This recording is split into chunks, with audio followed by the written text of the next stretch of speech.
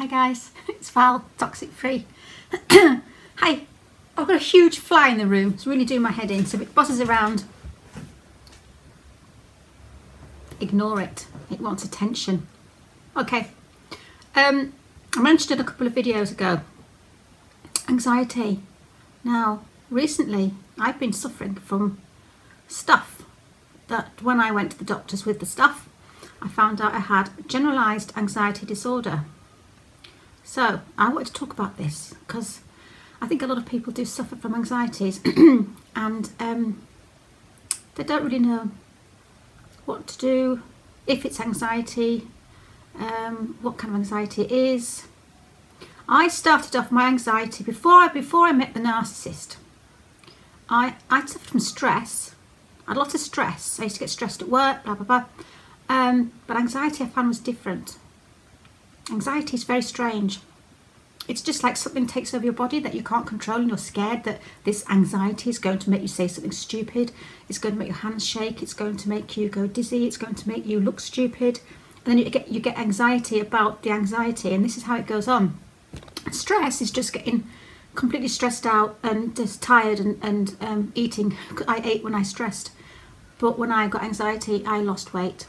I found the anxiety, it seemed to kind of eat my calories. The energy that was going on in my body that was producing the anxiety, I think it just used up my calories. That's how I can explain anxiety. It feels like an energy. I don't know if anybody else feels this thing, but it feels like it's just an energy that's in your stomach, that's in your... It's horrible. So I'm going to tell you the symptoms that I went to the doctors with, and I've still got... I have been on anxiety tablets for a while, but what she did is doubled the amount, doubled the dose. So my symptoms were tiredness, which I put down to stress. I've always been tired because I don't eat very well, which I should do. Headaches. I've got a headache right now as we speak, but hey. Headaches, shoulder and backache, really, really painful in my shoulders. Can't sleep at night. I'm having to kind of like stretch, and no, it's really bad. The thing I found in the day was quite scary, was bad coordination. I would be walking in a line and all of a sudden I was veering off. And I was like, oh my God, what happened there? I'd veer off to the wall.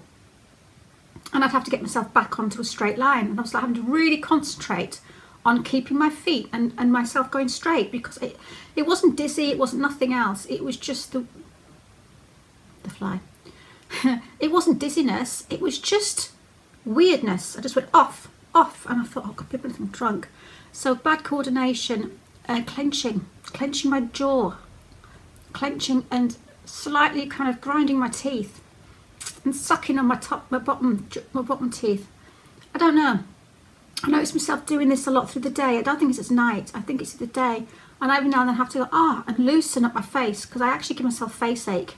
So my jaw was aching, clenching. I could feel it. So I was doing that again. Dizziness, teariness. Last time I made a video I told you I was quite teary. I also wake up in the mornings. And there's also something called morning anxiety, which I have, and I wake up in the mornings and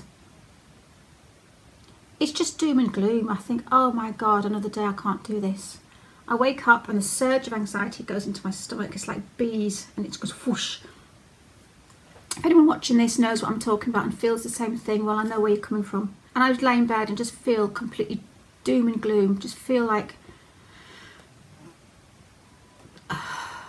just feel completely exhausted, completely, just couldn't get out of bed, just feel, it could be a bit of depression, I don't know, but just to feel like doom and gloom, like this sick, complete sickness in my stomach. And maybe as soon as I got up and had a shower I didn't feel so bad, but so that's kind of how it started. So I went to the doctor and she said it was generalized anxiety disorder. Now a disorder apparently is something that you've got to have for lots of days continuously for 6 months or more.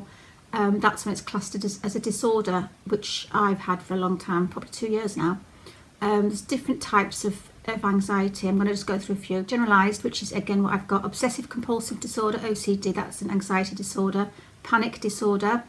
Post-traumatic stress disorder, PTSD, which is obviously what a lot of us have, and that's probably mine, goes into that area as well. Social phobias, social anxiety disorder. A lot of these disorders, obviously there's no kind of line between them all, they will all blend into one. Yeah, the PTSD is obviously what we go through after the trauma of being with a narcissist. So excessive stress, excessive anxiety. Do you have at least 3 of the following 6 symptoms associated with anxiety on more days than not in the past 6 months? Restlessness, yep. Fatigue, yep. Irritability, can't even say the word, but yep. Muscle tension, yep. Difficulty sleeping, yep. I'm doomed. Difficulty concentrating, oh yes. Pounding heart, I don't necessarily get pounding heart, but pounding heart. Headaches, yes. Stomach upset, that's another thing, yeah. Cramps, stomach cramps, nauseous. I've also had nausea, felt really nauseous and sick. Hands shaking as well. I remember trying to do a fringe haircut. The poor woman just couldn't get out of the shop quick enough. Val, calm, you know, leave my hair alone. Step away from my hair. I could sort of like that. I'm okay. I wasn't. I had to close the shop that afternoon and go home because I just could not even move my hands were just like that. Dizziness, frequent urination or diarrhea. Even if I did, I wouldn't share that with you. I share enough. Shortness of breath. Muscle tension or twitches. Yeah. Oh, muscle tension. Yeah. Shaking or trembling. There we go. And insomnia. Yeah. Basically, all this is about, reasons for this is the fight or flight thing. It's a response, a fight or flight. Can't even say it. Fight or flight response. Too much of a mouthful for me, my teeth. That basically is back when we were like Neanderthal. Oh my God! See, does it say speech impediment? Do I get a speech impediment with stress and anxiety?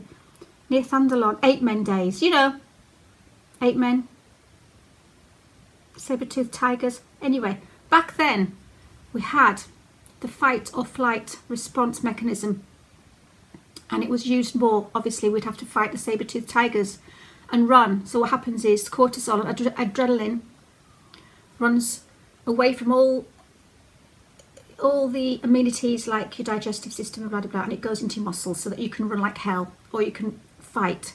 Back then we needed the fight or flight response, cortisol, adrenaline through our bones and through our muscles,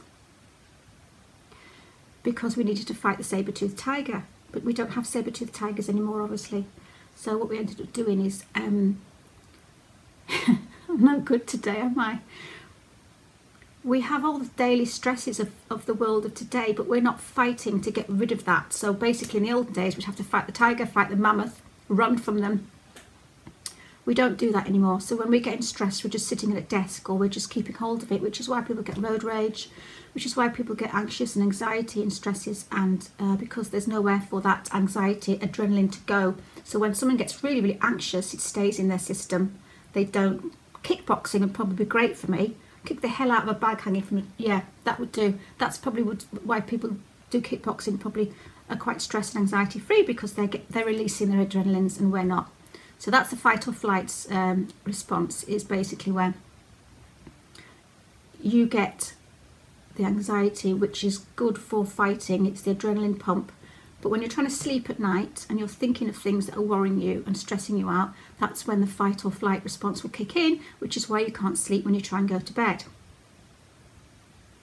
Because you're lying there with all the adrenaline and all the toxins, and well, not toxins necessarily, but cortisol pumping through your body, pumping up your muscles, ready to fight, ready to run, but you're not. So you're lying there. And also this over a long period of time can make you sick, and I think that's what's happened with me, which is what the doctor said, is after a long time, all these all the cortisol and everything, all the adrenaline completely going into your body all the time, it actually gives you an illness. It makes you sick.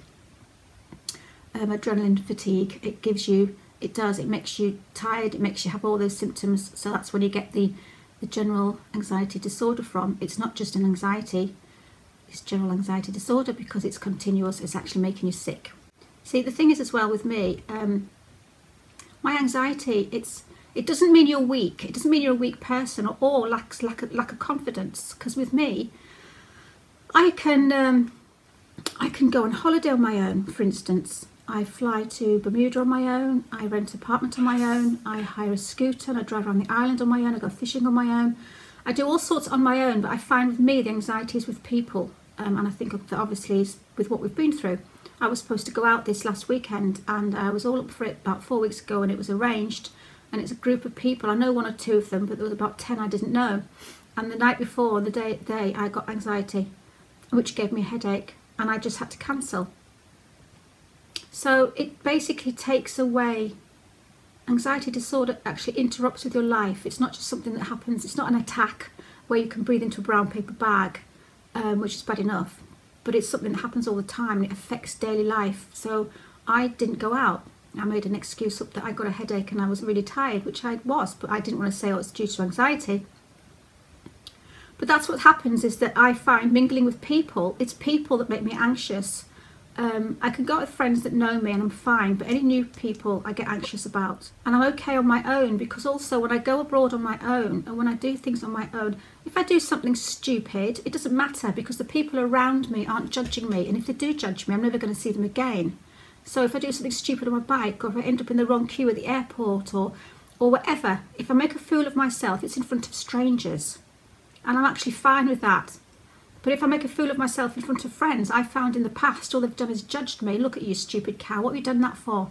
And I can't cope. So that's why I think I have the anxiety towards people more than being on my own. I can travel around the world on my own. I can live in the Middle East on my own. But it's on my own. My anxieties aren't. Mind you, I do get anxious, obviously, but it's a fear. And I always step past the fear. I step through the fear. Because with me, fear can't hurt you. People can. So that's why I think with my fear of maybe going away on my own, it doesn't bother me. My anxiety of going away on my own doesn't bother me. Planes can damage you, obviously. Fear of planes. I'm not saying that. Yeah, I don't like flying, I must admit. Won't go there. I think it's the fear of people. So that's with me. This is a list of things that I think, if you've got anxiety, general anxiety disorder, or any kind of disorder of like an anxious thing, these are the kind of things that will result in, let me just explain. So needing a way out of things. We need an escape route. Exactly, because when I was going to go away with his friends at the weekend, we were going sort of on a train somewhere. I didn't have an escape route, because if I wanted to come home I couldn't, because I'd have to get a train or a taxi, and it wasn't a case of just saying goodbye to somebody in a pub and walking 5 minutes to my front door. I needed an escape route. I didn't feel I had one, so that made me very nervous. Needing a way out of things, yeah, that's what. Again, we need to disappear sometimes without notice. If you have an anxiety attack or feel anxious, you like to know that you can just leave. And nobody will miss you. Nobody used to miss me anyway. Yeah, you need to find that you just need to go sometimes. Yeah, it says, you freak out over the time it takes for someone to respond to a text. We know that. I did a video on it. We get nervous. We get anxious. We think that we've said something that's rude, or we've done something wrong, or we've said something that's upset them. So we get paranoid thinking, is it us? Perfectionists, we're all perfectionists. We get anxious if we don't do something right. We avoid parties in case we get anxious. Yeah, I'm going to a party this weekend. Fingers crossed. We want to have fun, we can't relax. We do want to have fun. Anxious people aren't miserable. Anxious people do want to have fun. We do want to go out and blend in with people and have fun. It's this thing inside us, this extra, it takes over, we can't cope. It's something we can't control. We don't take opportunities in case we fail. Sometimes I won't take an opportunity. Mind you, sometimes my opportunities I've taken them, because it's mostly been an opportunity of a job that's on my own. That doesn't involve anyone else. Yeah, if we go out and we have to sit on our own, do you get your phone out? As soon as you sit down in a bar waiting for your friend, or you're in a restaurant waiting for somebody, the first thing you do is you get a phone. So we have to play with our phone, because we can't just sit there and look around. We have to have our heads down into our phones for some reason, or pretend we're on the phone, or whatever. Phones, comfort blanket. Yeah, find it hard making new friends. And again, there we go. That's what I was like at the weekend. Worried about the impression that you will give. If you get rejected, making no impression at all, even maybe. It's better to make no impression than a bad impression. That's how I feel. So you cancel plans at last minute. So we're confident we're making the plans, but when the plans come to the day of going, we get all anxious and we back out. So yeah, signs of adrenaline fatigue. This is what you get with too much anxiety. Difficulty getting up in the morning, high levels of fatigue each day, inability to handle stress, cravings for salty food, higher energy levels in the evenings, overuse of stimulants like caffeine, a weak immune system, ongoing fatigue, muscle weakness, loss of appetite and weight, abdominal pain, nausea and diarrhea, low blood pressure, depression and irritability, yeah, that's right. What's wrong with me? Salt cravings, hyperglycemia, headaches, excessive sweating. Morning anxiety. Now this is what I've been getting. Yeah. Morning anxiety is not something that can be ignored any longer. As more and more people are basically getting crippled physically and emotionally by this disorder. Many people no longer look forward to waking up in the mornings because of the anxiety and the panic. Severe fatigue and other anxiety symptoms that await them in the morning. So they go to bed at night feeling anxious because they know they're going to get the symptoms in the morning. That's why we can't sleep. We wake up at 3 o'clock in the morning. Yes, I've been doing that. Yeah, it says you won't understand the difficulties. This issue is with people suffering unless you experience it for yourself. Yeah, do you often wake up in the morning with horrible feelings and symptoms of morning anxiety such as dizziness, trembling, panic attacks, feeling sweaty, fatigue, intense stomach aches, rapid heartbeat, loads of anxious thoughts, just to mention a few. Yeah, just doom and gloom. General anxiety disorder in itself is just a general feeling of gloom and doom, and I'm not a miserable person, because I'm not. It's inside, it doesn't come out, it's just the way I feel sometimes. But I can still be stupid. I think you know me by now. In the morning, in the mornings, the cortisol levels are generally high anyway compared to the levels at night. And such, you are more experienced aggravated anxiety in the mornings due to surplus cortisol, which has not been used. So basically, you go to bed with cortisol, you wake up with cortisol twice as much, it seems, because you've not fought it away, you've not got rid of it. Vitamin B helps the nervous system. Vitamin C enhances the immune system. I'm not very good at this, am I? The science part. The most common causes of morning anxiety, feelings of loneliness, is one of the deadliest psychological feelings and also one of the hardest to shake off. Whether this is due to separation, divorce, rejection, bullying, or the loss of a loved one, the fear of waking up to a brand new 24 hours of mental and physical loneliness is just too much for the mind. Therefore, it slumps into anxiety the moment it awakes. Yeah. This is the most common and sadly the most ignored causes of morning anxiety. Negative emotions are unexpressed, painful, and bad feelings generated from our past unpleasant experiences. When past negative emotions are not adequately processed and expressed, they become repressed in the subconscious mind until they become a raging emotion, which are very threatening to our emotional well-being. No wonder I feel shit. So yeah, anxiety does not make you a weak person. It makes us stronger, because we've got to fight every day to get through the day and to look normal.